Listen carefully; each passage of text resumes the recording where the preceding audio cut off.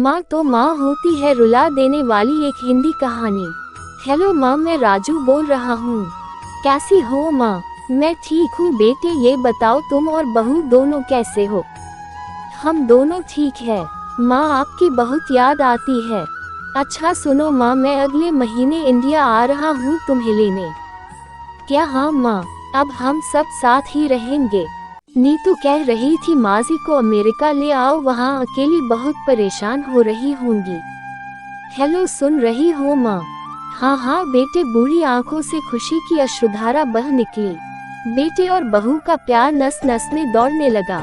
जीवन के 70 साल गुजार चुकी सावित्री ने जल्दी से अपने पल्लू से आंसू पोंछे और बेटे से बात करने लगी। पूरे 2 साल बाद बेटा घर आ रहा था।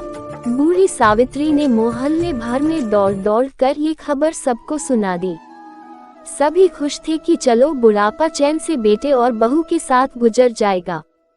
राजू अकेला आया था। उसने कहा कि माँ, हमें जल्दी ही वापस जाना है, इसलिए जो भी रुपया पैसा किसी से लेना है वो लेकर रख लो, और तब तक मैं किसी प्रॉपर्टी डीलर से मकान की बात करता हूँ। मकान? माँ ने पूछा। हाँ माँ, अब ये मकान बेचना पड़ेगा, वरना कौन इसकी देखभाल करेगा? हम सब तो अब अमेरिका में ही रहेंगे। बूढ़ी आंखों ने मकान के कोने कोने को ऐसे निहारा जैसे किसी अबोध बच्चे को सहला रही हो। आनन फानन और औने पौने दाम में राजू ने मकान बेच दिया। सावित्री देवी ने वो जरूरी सामान समेटा जिससे उनको बहुत ज्यादा लगाव था। राजू टैक्सी मंगवा चुका था। एयरपोर्ट पहुंचकर राजू ने कहा, माँ तुम यहाँ बैठो, मैं अंदर जाकर सामान की जांच और बोर्डिंग और वीजा का काम निपटा लेता हूँ। ठीक है बेटे। सावित्री देवी वही पास की बेंच पर बैठ गई। काफी समय बीत चुका था। बाहर बैठी सावित्री देवी बार बार उस दरवाजे की तरफ देख रही थी जिसमें राजू गया था, लेकिन अभी तक बाहर नहीं आया। शायद अंदर बहुत भीड़ होगी सोचकर बूढ़ी आंखें फिर से टकटकी लगाए देखने लगती। अंधेरा हो चुका था। एयरपोर्ट के बाहर गहमागहमी कम हो चुकी थी। माँ जी, किससे मिलना है? एक कर्मचारी ने वृद्धा से पूछा। मेरा बेटा अंदर गया था टिकट लेने, वो मुझे अमेरिका लेकर जा रहा है, सावित्री देवी ने घबरा कर कहा। लेकिन अंदर तो कोई पैसेंजर नहीं है। अमेरिका जाने वाली फ्लाइट तो दोपहर में ही चली गई।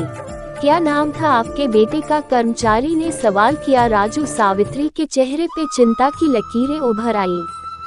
कर्मचारी अंदर गया और कुछ देर बाद बाहर आकर बोला, माँ जी, आपका बेटा राजू तो अमेरिका जाने वाली फ्लाइट से कब का जा चुका। क्या? वृद्धा की आंखों से आंसुओं का सैलाब फूट पड़ा। बूढ़ी माँ का रोम रोम कांप उठा। किसी तरह वापस घर पहुंची जो अब बिक चुका था। रात में घर के बाहर चबूतरे पर ही सो गई। सुबह हुई तो दयालु मकान मालिक ने एक कमरा रहने को दे दिया। पति की पेंशन से घर का किराया और खाने का काम चलने लगा। समय गुजरने लगा। एक दिन मकान मालिक ने वृद्धा से पूछा, माँ जी, क्यों नहीं आप अपने किसी रिश्तेदार के यहाँ चली जाए? अब आपकी उम्र भी बहुत हो गई, अकेली कब तक रह पाएंगी? हाँ चली तो जाऊं, लेकिन कल को मेरा बेटा आया तो यहाँ फिर कौन उसका ख्याल रखेगा?